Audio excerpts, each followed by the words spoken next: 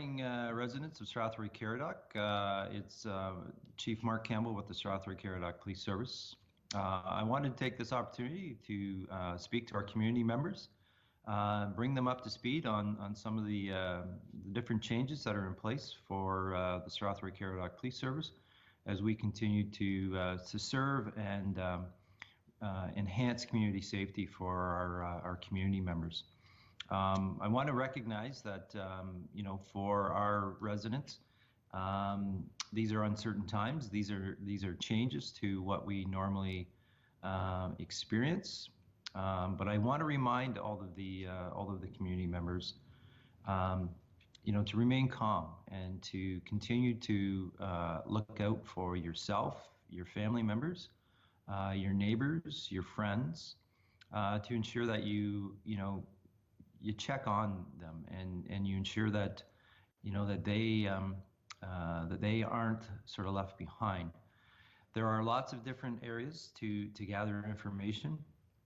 I would make a strong recommendation that you follow the government-related websites. So the London Middlesex Health Unit, the provincial and federal health sites that will give you updated, current and truthful information about the COVID-19 issues, so that you are acting with the full extent of what is true and accurate information. I would also suggest that the internet sites, the web pages, do offer pieces of information.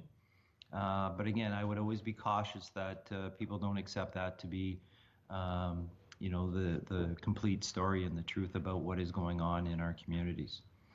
A message about community safety. I think it goes without saying. I think our residents know that the current laws, whether they're federal, provincial, municipal, are not being put on pause. We as a police service, one of our mandates is to enforce the laws, and we will continue, to do that. We don't expect that our community members will see that this is an opportunity to not be compliant of the laws. But again, as we continue to move forward, I want to ensure our community that our members will still be engaged in their regular patrols. You will still see our police officers out on the street, bringing about and ensuring that community safety is still paramount in this community. That being said, as the chief of the police service, I have engaged or enacted some changes in our non-emergent types of service. That was effective as of midnight on March the 16th.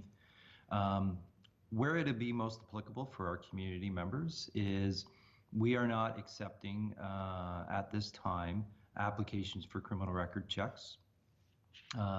Those who had applied prior to March 16th at midnight, their checks will be available, but we are also encouraging them to call the police service at 519-245-1250 and make an inquiry prior to attending before you come in and retrieve that criminal record check. We will have and do have some screening questions that our members will ask community members when they do make a reach out, if there is a call for service where they would like to speak to an officer. And again, the intent behind those questions is to ensure the safety and the well-being of both the community member and our members, so that we are acting with full information, full compliance of ensuring that our members' health and well-being is safe as we engage in these interactions. I also want to make sure that the community members are aware that all emergency services remain in effect, unchanged, That being said, any 911 calls that come in where there is an emergency type situation, our members, our service will be responding as we normally would. Other areas that I sort of want to just sort of touch on with our community members is about civil obedience. And I'm sort of going to share sort of a story that I had with a family member who shared a story about going about sort of their normal business of attending commercial places as they would conducting normal business, and some of the heightened concerns that some community members have, sort of their shortness in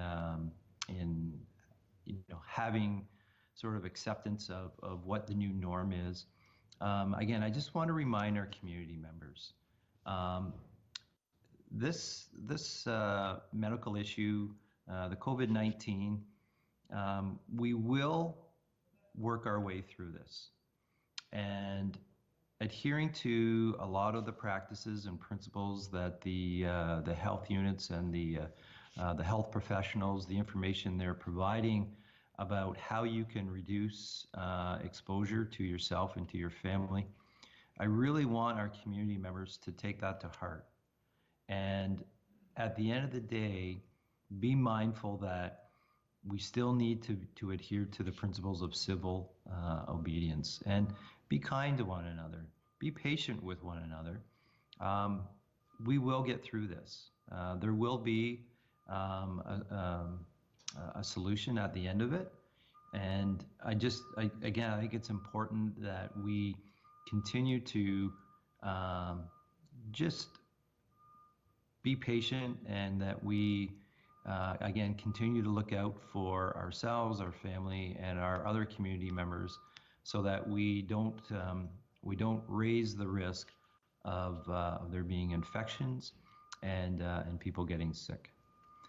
So at this time, I want to offer my thanks for an opportunity to be able to speak to our community members, and that we will, as a community, bound together to get through this together. Thanks.